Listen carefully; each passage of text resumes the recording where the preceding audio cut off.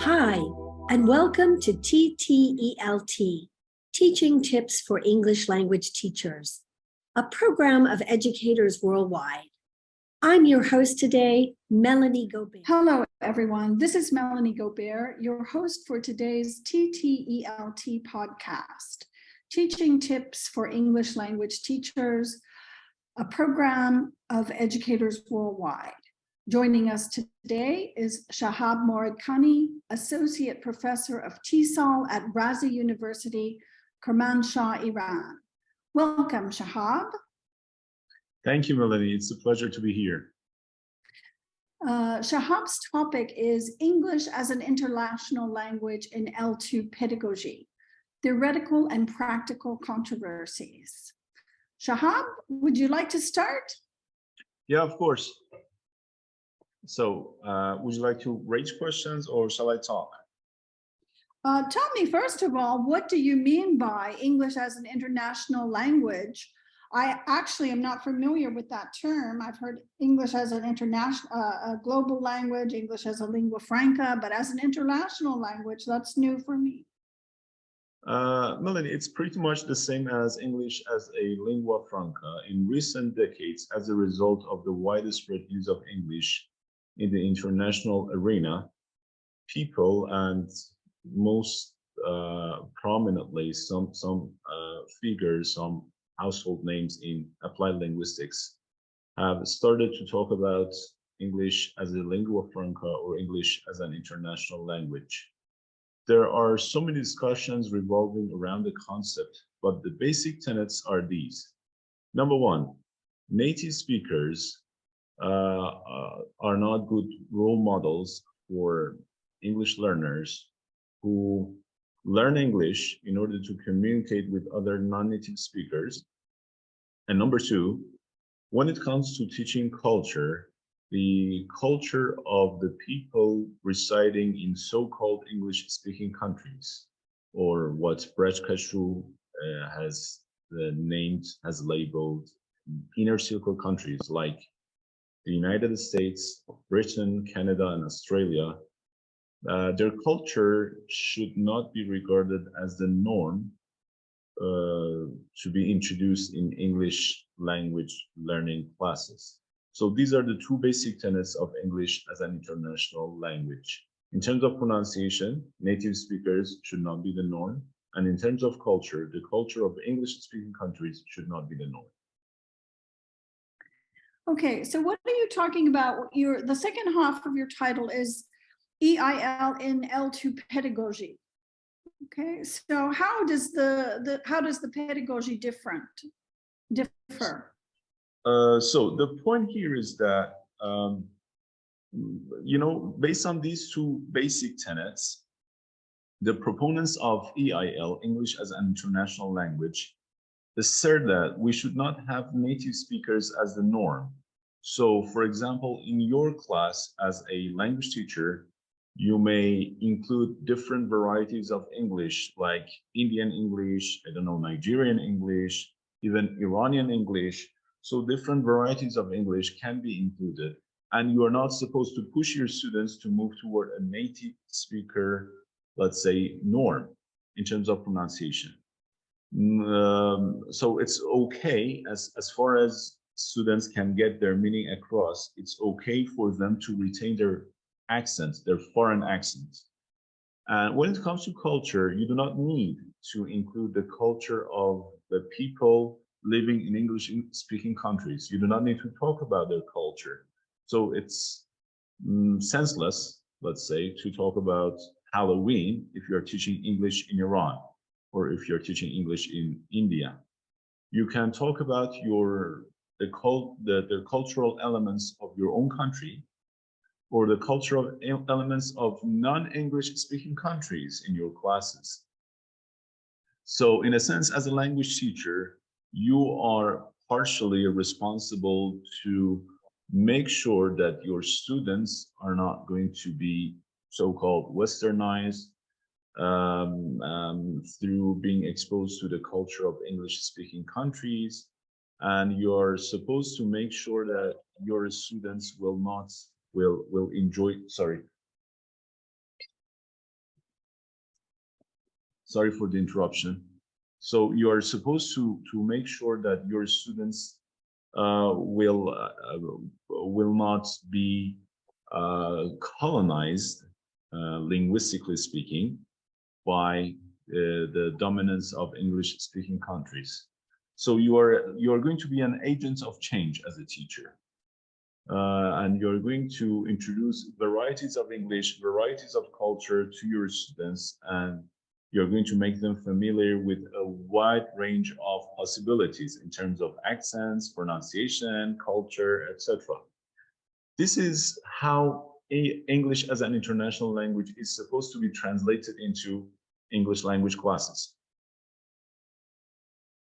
Okay, I actually agree with everything you said, but I just want to point out a phenomena that I have recently become acquainted with both in London and in California.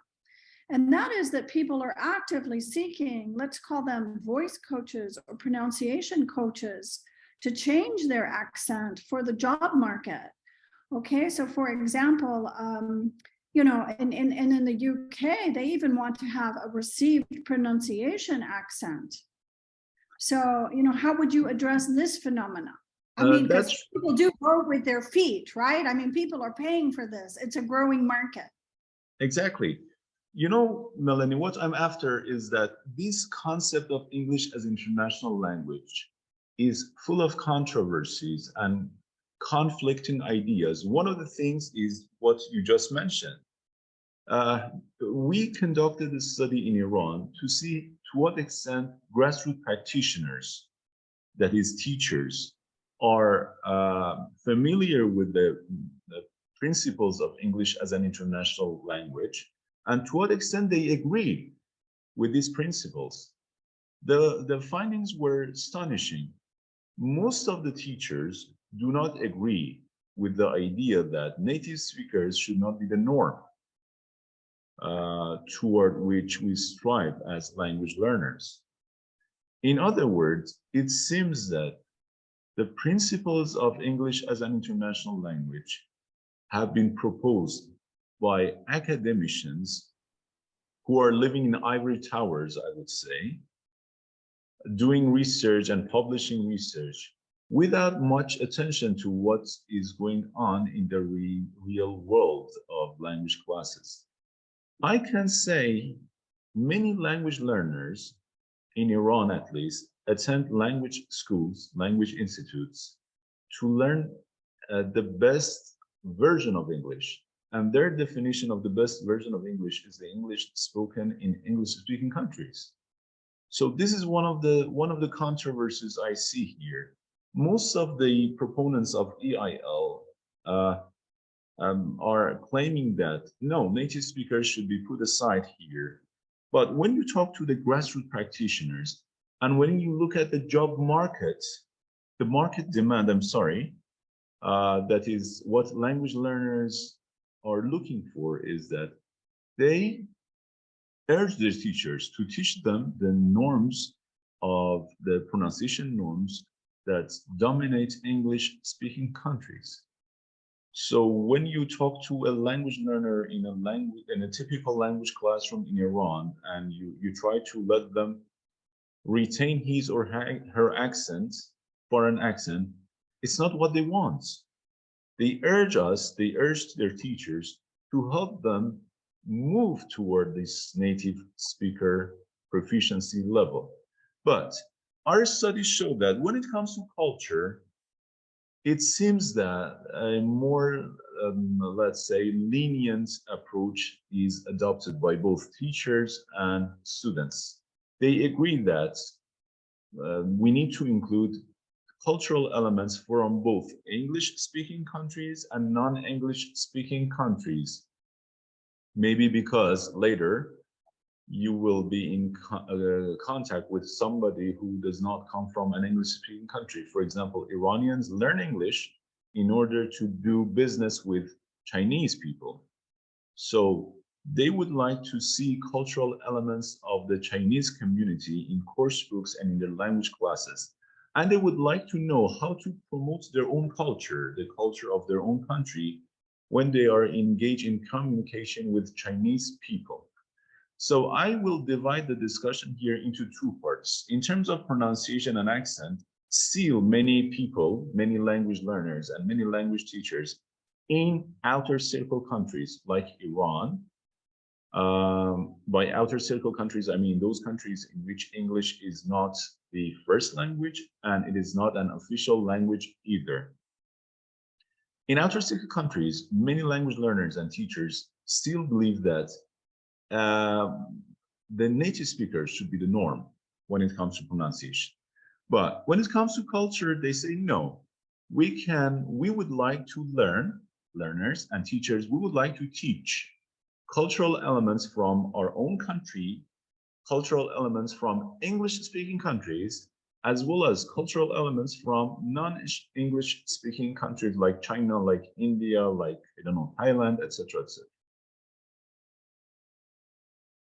So, I mean, I agree with you 100% about this. Earlier in my career, I did a big analysis, if there's such a thing, an extensive analysis of course books, a series of course books, to show that, you know, a lot of the course books were dominated by, you know, a drinking, partying culture. And the point that I was trying to make was, you don't need to drink or party to be a full-fledged member of English-speaking society, because there are many religions and many people that don't drink alcohol extensively or party at clubs extensively. So you can actually be a full-fledged member of the society without participating in these activities. So I think your points are very good. Do you have any concluding points for us, Shahab? Well, as a conclusion, I believe most of the discussions revolving around this concept, EIL, come from people who themselves are either native speakers of English or highly proficient in English. So these people actually prescribe some principles for grassroots practitioners. And this is in stark contrast with one of the basic tenets of EIL. EIL is meant to liberate language teachers and learners. But again, we see the domination of academicians over grassroots practitioners. We need to talk to practitioners, teachers, as well as language learners in both outer circle countries like India, where English is a second official language, or in expanding circle countries like India, in outer circle countries like India, and expanding circle countries like Iran, where English is not an official language. And we need to listen to their concerns here. Most probably, you will come to the conclusion that some of the principles promoted by EIL proponents are not shared by teachers and grassroots practitioners in Iran or some other countries. Okay, Shahab, I'm going to have to stop you there. And thank you very much for joining us today. It was a pleasure to be here. This has been your host, Melanie Gobert, for today's edition of the TTELT podcast. Thank you for joining us. TTELT is a program of educators worldwide. Thank you for having me here. Thank you for joining us today. Share with us how you are using these tips. Leave us a comment or voice message on social media or at ttelt.org. Thanks for joining this episode of TTELT, brought to you by Educators Worldwide. Follow, like, and subscribe to TTELT on your social media, and try a new teaching tip today.